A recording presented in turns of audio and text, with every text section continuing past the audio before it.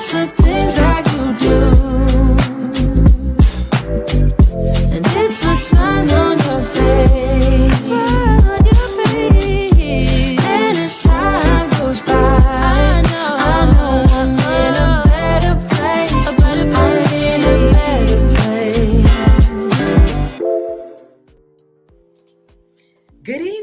Good evening, everyone. How are you doing? Welcome to my podcast, Buying and Selling with Bree. I am Labrita, and I am a realtor located in the Dallas-Fort Worth area. Tonight is just going to be me.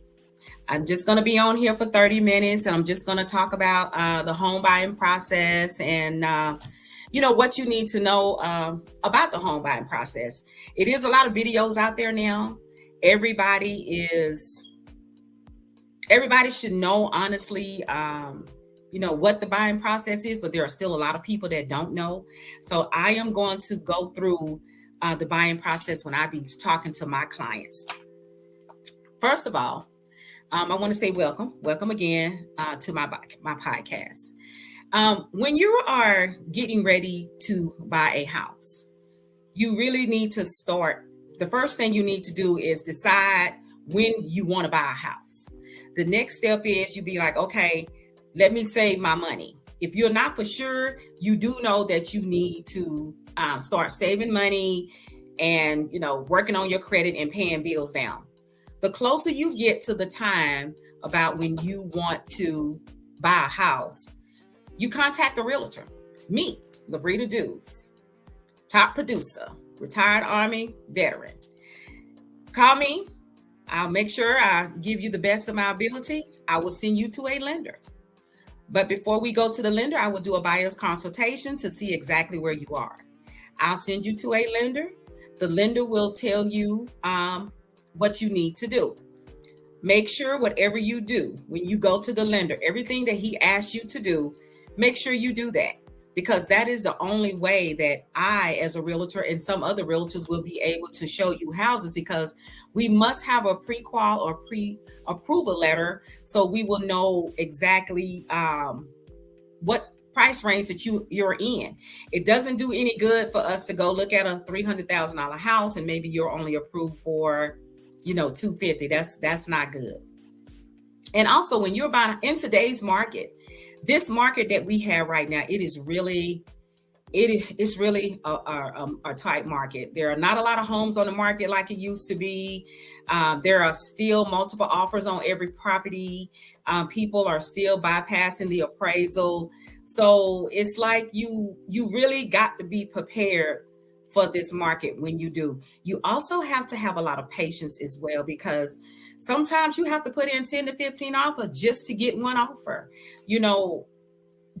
It's just the way the market is. So let me say this. When you are buying a house, once you get your pre-approval letter and once you start looking, I'll take you out to look. We'll set up an appointment. We'll take you out to look at the house. I always give my clients a folder, and it will have a home buying folder on it. It'll have a list of things that you check off. What did you like? What did you not like? You'll have a that and a pen to make notes of the property, that you want, because now in this market, sometimes it's hard to go back and look at a house. You'd be like, well, can we go back and look at the house? And by the time you want to go back and look at it, most of the time, sometimes that house is already gone.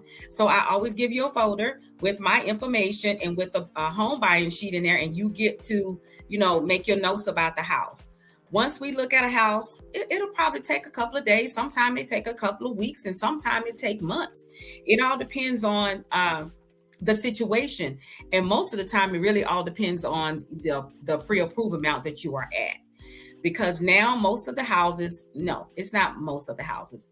If you're looking to buy a house, it's really good to be approved over $300,000. And back years ago, when you got approved for $250,000 and $275,000, that was a good price range. Now that is not. When you buy a house, a lot of the builders have gotten to the point, it depends on which builder that you look at. if you're looking for a new construction builder, most of the time, the new construction builders, some of them will let you pick out what you want, and some of them will give you packages. Like they'll have the color cabinets, they'll have the color tile, or they'll have the carpet. So one package will be the brown cabinets, one package will be the white cabinets, one package will be the light color cabinets. So certain builders like that, they already have packages. But there are builders, I think sometimes, your bigger builders, that they will let you go in and select everything on your own. But that is definitely dependent on the builder. So as far as that, yes, you can pick what you want, but you got to make sure that that builder allows that. And also too, when you are looking at a new build, please remember that it takes anywhere from 6 to 8 months or longer to build a house. So you have to be patient, and you have to understand that things happen. Yes, sometimes the builders say, well, I thought the house was going to be ready this day, or sometimes it is their fault and sometimes it's not their fault. Just please understand that supplies, there's a shortage of supplies. There's a shortage of workers. So I make sure that my client understands that. So if they say that the house is going to be ready in June, I'll be like, okay, y'all, I need y'all to give the builder an extra 30 days. And most of the time it end up being that extra 30 days. But I do prepare my clients for the shoulda, coulda, wouldas. And I also, the main thing I make them to be sure that they are prepared for is to have patience. And when you're buying a new build, these lenders now, they will want you to go through and apply at their lender. That is because they probably want to make sure that you qualify for their house, because 99% of the builders now, they're working off of a list. So if you see the Labrita house or the Who house, it might be 10 people on that list. But before they even put you on that list, some builders, they want you to be qualified for that property. Again, when that time's come, every builder does things differently, but I'm just letting you know how it is. And also too, when you finally get an offer accepted on a house, the earnest money is usually 1% of the offer price. So if you have a $300,000 contract, your earnest money is going to be $3,000. So when you do put an offer on a new construction house, make sure that that is what you want, because some builders have a clause, about everything. When you can get your money back, can you get your money back, or how long do you have before you change your mind on this contract? Make sure you read everything, because that's what I do. That is just one of the things. Sometimes, even on new construction, some of the things that you pick out, like you might have picked out this brick. They might come back and tell you, oh, well, that brick, we can't get this brick anymore. So then you have to make sure that, you have another selection of brick. It doesn't happen too much, but it did happen to my client that just closed on a house. She had to select another brick, which she already had a second option, because they did tell her that when she did the contract, that if the brick is not available, which one, would you like? So she picked her brick, and she was okay with it. Even though her first choice was better, she still liked the one that she had. And when you're building a new construction home, one day you'll go over there and you'll see the foundation laid. One day you'll go over there and it won't be nothing done. You might go over there for 2 weeks and it's nothing done. Because every house that's being built have a certain stage that they supposed to be at a certain time. So it's just not like they're building your house. They're building other people's houses too. Then you'll go in, you'll talk to the salesperson, or I'll call the salesperson. I'll say, hey, it hadn't been any movement on my client's house. What's going on? And then the next day you go over there and then you see, some framing going up, or then you'll see some sheetrock go up. So once you see the sheetrock going up, and the process is going to move a little bit faster. But do not be upset a little. You can be upset, but not a lot, when you don't see no movement on your house, because each stage of the house, has a permitted stage. And when you're buying a new construction, you as the buyer can also get an inspection on your house. It's out of your pocket. The money comes out of your pocket. It doesn't come out. You can have someone come in and do an inspection for you. And while there is no sheetrock up, like if the plug is wrong or whatever, they can fix it at that time. Because once that sheetrock goes up, you can't fix anything. So it is a good thing to get an inspection done on a house. I have a question here that I'm going to answer. It says, I have had many clients who have said that contracts are falling through very often after the seller is pulling out. Any advice for upfront things to look to avoid for this? Now, this question here, it should have been answered really by your realtor. A lot of the times, sometimes maybe, when sellers that are really ready to sell their house, they're going to take an offer on their house. If they pull out, something must have happened, or their bill fell through, or something personal happened. So the seller can pull out, but that'll be something that you and your agent need to work out to see. You'll get your money back if the seller pulls out. So that is something that your agent and the seller's agent need to talk about to see what happened, why they pulled out. That is something that I really can't answer, because it has happened to me, but it was like the seller they decided not to move most of the time. But other than that, that is something that you need to really try to work out with your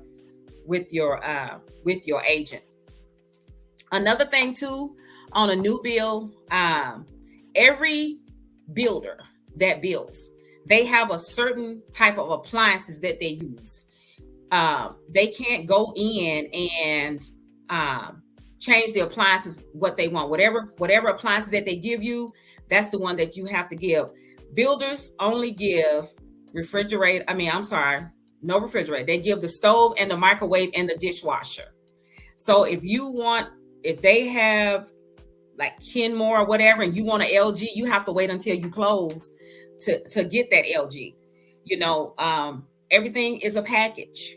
The builder now, like that color granite, if you don't like that color granite, then you can change it after you get in. But also be mindful too, when you're going to select a new build, that house that you pick, the builder has certain lots that house can be built on. So the 2-story can be built over here. This house can be built over here. And every house have to have the same elevation, can't be beside one another. They're not really supposed to put the same color brick beside one another, but sometimes they do. They can't help it, but it won't have the same, elevation. So sometimes too, they'll be like, well, your house can go on this lot, and this lot. But you might like a certain elevation, and the elevation that you want, it may not can be on any of those lots too. So that does happen a lot. That's why sometimes you want to, try to get there and make a decision. And sometimes you just can't go home and say, oh, I'm going to lay down and I'm going to think about it. And then when you come back in the morning, that lot is gone, that house is gone. And then you just have to say, okay, well, what do you have left? And nowadays, when you go home and you think about what you're going to buy, especially if you already know the builder that you want, if you already know the builder that you want, and you've already picked out your house and they've already told you which lots is going to be, and you'll be like, okay, well, I'll call you back in a couple of days to let you know, which lot I want the house on. Well, you can call back in a couple of days, or even that evening, somebody might have put a contract on that lot. And then somebody might have just say, well, we're not going to build this house again until next month. And then you are on the waiting list. Being that the market is like it is, and being that there are a shortage of supplies, every builder has a waiting list. Every builder only release so many houses per month. Some of them release 5, some of them release 4, and some of them release 2, and some of them don't release any. It really depends on the builder. So when you go with your realtor to a new construction, Those are questions that the salesperson will normally say, we are not releasing this month. We've already had all our houses released for this month, but we can put your name on a list for next month or however it go. I have another question. It says, is this the new norm? Houses are now 500 and more and not even big of a home space. Looking to confirm, will it ever go back to normal? I cannot confirm to you that it will go back to normal. I can't forecast the future. Right now, we really don't even know what's going to happen tomorrow, because the realtors now, not the realtors, the builders now, we can leave out of here today. That house can be 345 and we go back tomorrow and that house can be 350. This is just the way that the market is. Builders are raising their prices according to how much that they have to pay for the supplies. There are houses, $500,000, that's a good number. But anybody now that's buying a house, you really need to try to be a new build. Let me talk about a new construction. I'm talking new construction. Anybody that wants a decent new construction, you might want to start at 350. I can't say if there's anything under 350 or not, or, it can be today, but like I said, tomorrow, it just won't be there. So that's why it is so good to try to be approved for 350. Speaking of a new bill, you be 350. Now, if you are approved for 300 or less and there's no new bills out there, and then you're going to buy a pre-owned, please be prepared for a bidding war. Every house that's on the market goes into a bidding war. That's just the way it is now. This is the new norm for us. It's a bidding war. So people are paying over asking. People are bypassing the appraisal. And the main thing is, you have a lot of people now that are paying cash for houses. And that's what you have. It's just the way that it is. Texas, this part of Texas is not the only one suffering like that. Everybody is doing that. Everybody is doing that. So it's a tight market out there, but I will tell you again, when it's time to go look for a house, please be sure that you are ready to go buy a house. Make sure your time is very useful with that realtor. Don't just be out there and say, oh, thank you for a nice outing today. Oh, well, I thought we was looking to buy houses. Well, do that. And another thing, if you can't afford a new build and you're looking at a pre-owned, always have a specific area that you want to live. You have a number 1, number 2, and number 3 choice. The reason why I say that, it might not be nothing in number 1. Well, we can go over here to this area. We can go over here to that area. Always be flexible in your areas that you would like to live. That'll make it much easier for me as your realtor. It'll make it much easier for any realtor, actually, because they'll be like, okay, well, we started over here. We don't see anything. We got to go over here now. And most of the time, the people will find stuff, in that other range. So just be flexible, be patient, and just do what you need to do and to buy a house. But the main thing I will tell you, when you get ready to buy this house, please make sure that all your ducks are in order. The lender's going to ask you he's going to look at your credit. He's going to look at your tax returns. He's going to look at your bank statements. He's going to look at everything, your 401k. They're going to look at all of that. They're going to make sure your debt to ratio is what it is. Some people be like, well, my cousin got approved for this and my cousin got approved for that. Well, you can't determine what you get approved for by somebody else, because your debt to ratio might be different. Your credit might be your credit score might be a little lower, or their credit score might have been higher, or they may have had, more money to put down. So do what you are supposed to do. We don't worry about what everybody else has. Just do what you need to do, and everything will work out all right. It's this home buying process can be very stressful. That's why you have a professional. That's why you have an expert like me. I can help you. I can guide you through. If there is something that I don't know, I will pick up that phone and I will call and I will get your answer for you. So it's just, I don't want y'all to get discouraged in this market. It is rough. It is tight, but just keep pushing and keep hustling. Just keep putting offers in, and eventually, you'll get an offer. So I just want to say again, when you're going to look to buy a house, when you decide that you want to buy a house, make sure you had already started saving. After you decide you want to buy a house, you make sure you contact a realtor. And after that, the realtor will send you to the lender. When you go to the lender will tell you, what documents you need, everything that you have to upload to get a pre-approval. Realtors, we do not take you to look at a house unless we have a pre-approval letter. We need to know where you are. Everything has to be in order for us to go. The lender has to say, hey, this person is good to go. This is what they qualify for. If they can get down payment assistance, get some down payment, then, we can. But a lot of times, a lot of the people are not qualifying for down payment now because they make over $100,000. And speaking of that, sellers are not paying closing costs. So don't even ask. It's just that type of market out there now where people are bypassing the appraisal. People are sometimes paying for title. They're paying for survey. It's just a lot of things that the buyer is doing to get a deal now. But definitely one of them is not paying closing costs.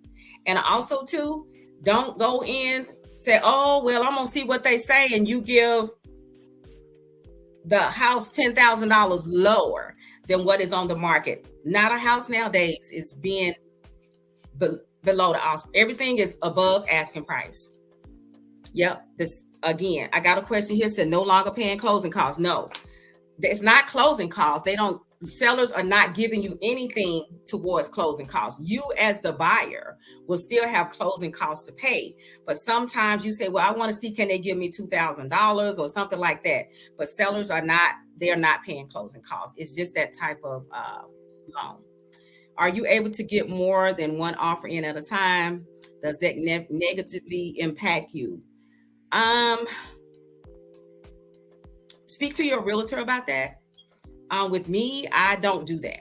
If my client put an offer in on this house, I'll just wait to see, what that offer does. But in the meantime, while we still have an offer in, that doesn't mean that we stop looking, especially if it says multiple offers. We still continue to look just in case something, if that don't come through, we'll be like, okay, good. I'm glad we kept looking because this house, came on the market. So, that's what I do. So, but otherwise, if you have a realtor, you just make sure that you ask him or her, do they put in offers on more than one property?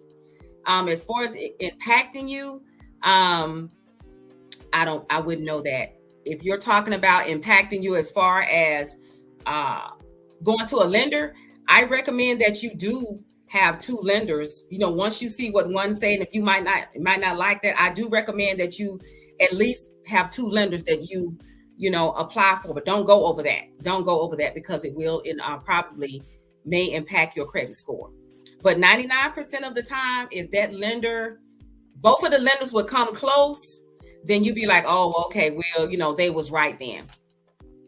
So again, just make sure you do what you need to do as the buyer.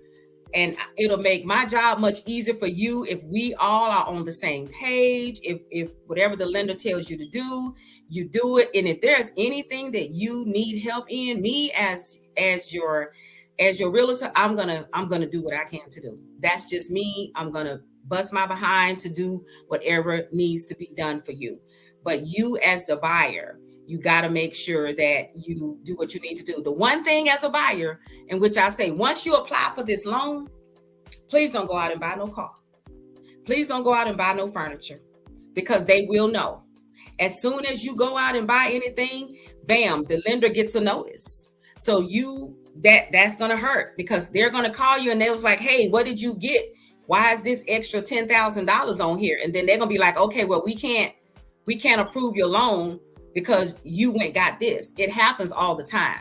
So once you get approved for a loan and you physically start looking, once you submit that application and trying to get approved for a loan, no car, no house, no credit cards, don't do anything. Don't apply for no new credit cards. Don't go buy no furniture. Don't go do anything. And a lot of the times, the lender will tell you if you need to cut back. They'll say, oh, you need to cut back on buying this. You need to cut back on buying that. Kind of cut back on eating out, because that's what's hurting a lot of people now, shopping. That's what's hurting a lot of people. I have another question here. It says, what area would you say is growing the fastest? Oh my gosh. The entire DFW area is just growing extremely fast. Chisholm Trail, Saginaw, Forney. I mean, everywhere they're growing. DeSoto, Cedar Hill, it's just not one particular area now that's growing. They're growing everywhere. And a lot of people now, the city is getting crowded, or people are moving out. A lot of people are going out to the Justins and the Ponders and the Crumbs and the Roanoke's and stuff like that. They're moving out. The Weatherfords and the Springtowns and the Azles. A lot of people are moving to them areas because it's just getting so crowded in the city. And a lot of times, depending on where you move at in those areas like Weatherford and Springtown and Azle, sometimes you can find a half an acre. Sometimes you can say being a half acre or acre. There are regular subdivisions out there that they have. Every city has regular subdivisions that the houses are close. But then sometimes people want to say, oh, I need an acre. Well, then you have to go on that side. So as far as the area that's growing, it's everywhere. It's everywhere. And speaking of growing, and speaking of that, interest rates are high. So if you already have a pre-approval letter, and you have a realtor, maybe your interest rate or went up a little bit, or sometimes it'll make the higher the interest rate, you'll qualify for less. Sometimes that is something that you need to take up with your lender. So you can still buy a house. People need to be flexible about it. People need to understand the market. Yes, it is frustrating to put in an offer, especially when you fell in love with a house and somebody else got that house and you went well above the offer. Somebody came in and they got it. That's what's happening now. Some houses have 20 and 30 offers on it. One of my listing had like 40 offers. So it was like, you just pick one. You just go through and the sellers looks at all of them, and the seller is the one that determines which offer they pick. The realtor is not the one. All offers are presented to the seller as they come in, and the seller is the one that say when they're going to stop taking offers, and they are the ones that decide which offer they want. They will. I know sometimes when you have a listing or whatever, you put in an offer where the agent haven't got back with me yet. That's because the seller hasn't made a decision yet. And I know sometimes we'll say, oh, seller will have a decision by Monday. Sometimes it's just been so many offers, or sometimes something personal have came up and they may not have had a decision until Wednesday. And then sometimes you just have to look in MLS and the agent has updated it, and they just had so many offers that they didn't have time to call you back. So again, if you got any questions, or if you're looking to buy a house in the Dallas-Fort Worth area, whether it's a pre-owned or new construction, or if you just have any questions about anything, I service them all, buyers and sellers. If you're looking to lease, I do it. If you're a veteran, whoop, please call me. I can definitely help you with that area. I can help you with anything you want. Just give me a call at 817-975-9284, and I will do everything I need to do, my best of my ability, to make sure that we can get this transaction done. Thank you all so much for tuning in to Buying and Selling with Bree. I will be back next week. Next week will be an hour. And I will be speaking again on the process of home buying. And I will have a special guest here. I'm just waiting on her to respond back. But yes, you can still buy a house. Never give up. Always fight. Realtors, we are always in your corner as long as you do what we need you to do and what the lender says to do. Thank you all again for tuning in. And I really appreciate you all tuning in with Buying and Selling with Bree. It's the things that you do.